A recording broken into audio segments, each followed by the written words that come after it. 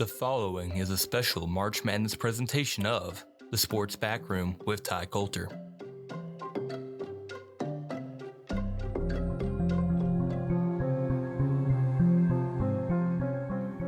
February 18th, 1951. The college basketball world is in the midst of a crisis.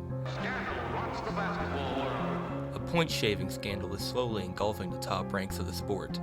The young man caught in this web of gambling intrigue presented a tragic scene. And today, it is about to explode. New York City District Attorney Frank Hogan is about to make the biggest arrest of the scandal so far. The entire business is loathsome, but it's also very pathetic. His arrests are City College of New York basketball players Ed Warren, Ed Roman, and Al Roth. With top aces of City College, last year's double tournament champion. The perpetrators are returning to New York at Penn Station when they are arrested. What followed was the arrest of more than 25 athletes in the tarnishing of CCNY's basketball reputation. But how did we get here? Who is Frank Hogan? And what reputation did CCNY have to tarnish? For that, we have to go back a few years. In the late 1940s, college basketball was king in the New York boroughs. New York City was a hotbed for the sport. Programs like St. John's, New York University, Mahattan College, and Long Island University were some of the best in the sport at the time. Quickly joining their ranks was City College of New York, CCNY. Led by head coach Nat Holman, CCNY was becoming a basketball power, highlighted by their homegrown talent and quick pace of basketball. Along with these growing programs, the city had a perfect place to highlight them, Madison Square Garden. The Garden would be filled every Saturday as college basketball doubleheaders would occupy the court. The Garden would also host the prestigious National Invitation Tournament, the NIT, to help crown a college basketball champion. Along with this, the still young NCAA Tournament would also play some of its games at MSG. With this collection of teams and events, New York City was quickly becoming the mecca of college basketball as the 1950s approached. While college basketball was thriving in Midtown Manhattan, about 4 miles south of the Garden, the New York City District Attorney Frank Hogan was hard at work. Since taking the position in 1942, Hogan had begun to make an impact in New York City. Focusing primarily on racketeering and corruption, Hogan was beginning to take high-profile cases. In 1946, Hogan would find himself investigating potential bribery of 2 New York Giants players before that year's NFL championship game. Frank Flitchcock and Merle Hapes were offered and took bribes from avid bettor Alvin Parks. The scandal resulted in an indefinite suspension of Flitchcock and Hapes from the NFL, and Parks would receive a 1-year jail sentence. While Hogan may have gotten his first taste of sports corruption in 1946, college basketball was quickly approaching his radar. Local newspapers had begun to list point spreads for basketball games. This led to an increase in betting on games as people began betting on games that would have been considered blowouts. This also created a potential possibility that players could be influenced by outside forces. Meanwhile, at CCNY, the Beavers were on a run in 1949. Nat Holman had collected some of the best basketball players from the city. Most of them could have gone to other schools if they had wanted to, but they decided to stay in the city. Players like Ed Warner, Alvin Roth, and Norm Mager all were local boys, but at CCNY, they were more. They were right up there with the Yankees in terms of hero status to the local population. With the community behind them, the CCNY Beavers would finish the regular season 17-5, but would not remain ranked as they had earlier in the season. They would find themselves in the NIT, where they would face schools like San Francisco and Kentucky in the early rounds. The match against Kentucky would hold major significance. Kentucky was a major powerhouse, even then. Led by Coach Adolph Rupp, the Kentucky Wildcats were basically the exact opposite of the CCNY team. The Beavers were a team made up of a bunch of local talent and was made up of blacks and whites alike. The Wildcats, like all SEC schools at the time, still hadn't broken the color barrier. The high contrast created a unique scenario that lit a fire under the New York team. Before the game, the Kentucky players refused to shake the hands of the black and Jewish players on the CCNY team. Motivated by this sign of disrespect, CCNY would deliver their biggest victory of the year by defeating the Wildcats 89-50. The Beavers would continue in the tournament by beating Duquesne in the semifinals and facing the number one team in the country, Bradley, in the final. The ranking would just be an artificial number to CCNY as they beat Bradley 69-61 to win the NIT. After winning one of the biggest tournaments, you may wonder what was next for the Beavers. You may think it was a summer off to celebrate and get ready for next year. Wrong. 5 days after the NIT, the Beavers would be back on the court in the NCAA Tournament to attempt history and become the first team to win both tournaments. Some schools had gotten close, but never finished the job. Not even powerhouse Kentucky could do it. How could small CCNY do this feat?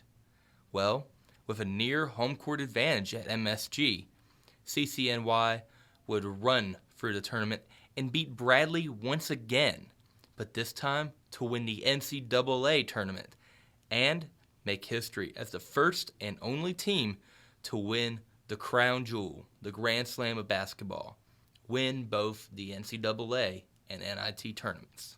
While this run should have brought good times for all, something was brewing in New York and around the country. During the summers, many college basketball players from New York would get jobs at hotels in the Catskill Mountains. There, they would play basketball against teams from other hotels. The goal of these games were to give hotel guests something to bet on. This naturally led to certain powerful men offering the players money to help their own bets through fixing the game via point shaving. Eventually, this action made its way to the city and to official college basketball itself. The main culprits, former Long Island player Eddie Gard and local jeweler and bettor Salvatorre Sollazzo. Sollazzo would not only use Gard to point shave, but use Gard as a way to connect to other players on other teams. This type of connection between fixers and former players became common and had been on the radar of DA Frank Hogan for a while, but there wasn't much substance. Yet. Don't touch that dial. Keep it on the Sports Backroom with Ty Coulter. Now, back to the episode. In January 1951, a Manhattan college basketball player by the name of Junis Kellogg reported that someone had made an offer to pay $1,000 to him to fix his next game by point shaving. Kellogg reported the offer to his coach and then Hogan. With the offer, Hogan knew it was time to crack down. First, the fixers who attempted to bribe Kellogg were arrested. Next was Gard and Sollazzo. But the arrest that really shocked the world was 3 CCNY players that were arrested on February 18th. Ed Roman, Alvin Roth, and Ed Warner were all arrested and charged with point shaving. As devastating of a blow that those arrests were, it only got worse for CCNY. 3 more members of the championship squad were arrested in March. One was Norm Mager, who was in his rookie season in the NBA, but now he was in jail and about to be banned from the young league. While most of these men would face suspended sentences, or at most 6 months in jail, the reputation of CCNY was ruined as college basketball in Manhattan took a major blow. From Manhattan College to LIU to CCNY, multiple players were being arrested for involvement in point shaving and fixing games. Things continued to get worse for CCNY. Nat Holman was suspended by the university for 1 year, and the school began to stop supporting major athletics. About 10 years later, they would move down to NCAA Division III, the lowest division of NCAA sanctioned athletics. With CCNY receiving a death blow, other teams from around the country began to receive indictments for point shaving and fixing games by Hogan, as pretty much any team that had played in the Garden since the mid-40s had at least one player take a bribe or two. Not even powerful Kentucky was immune. While Coach Rupp said they couldn't reach my boys with a 10-foot pole, this was false. Multiple players from their 1949 team were arrested by Hogan, and Kentucky had their entire program suspended from play in 1952 and 1953 by the NCAA. In the end, Hogan would arrest and bring charges against 41 different players, gamblers, fixers, and accomplices. The players came from CCNYU, LIU, Columbia, Manhattan College, NYU, the University of Toledo, the University of Kentucky, and Bradley. The whole scandal resulted in every player involved being banned from the NBA or any other professional sport league that they were attempting to enter. More importantly, it left a major black eye on the sport of college basketball. To ask the question of why the 1949-1950 CCNY basketball team and Frank Hogan are in the sports backroom is pretty much like asking if water is wet. 9.9 times out of 10, sports leagues don't shine light upon their perpetrators of their biggest scandal, and they most certainly do not highlight the figure that brought the law down on their stars.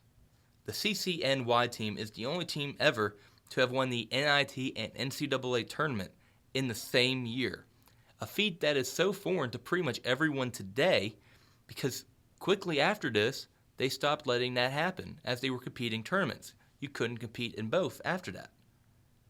The CCNY team is remembered today for their biggest screw-up, but I would argue it is still that championship that brings them the most attention. No one remembers the impact that the scandal had to the University of Toledo. They aren't making an HBO documentary on the scandal and the team's impact on the local community about LIU. And most importantly, they aren't making references to Bradley in their involvement in the scandal on an episode of The Sopranos. Without the championships, they are just another school involved in the scandal, and they might even still be a Division I school to this day. But with them, they are the biggest recipient of the knockout punch. And as they laid there like Joe Frazier under Muhammad Ali, they waved their white flag and retreated to the less stressful world of being a footnote in sports history and in the sports backroom. Thanks for listening to the Sports Backroom with Ty Coulter. Check out our website, thesportsbackroom.weebly.com, for more information about the show. Be sure to follow the podcast on Spotify, Apple Music, or wherever you get your podcast. This has been a presentation of the Sports Backroom with Ty Coulter.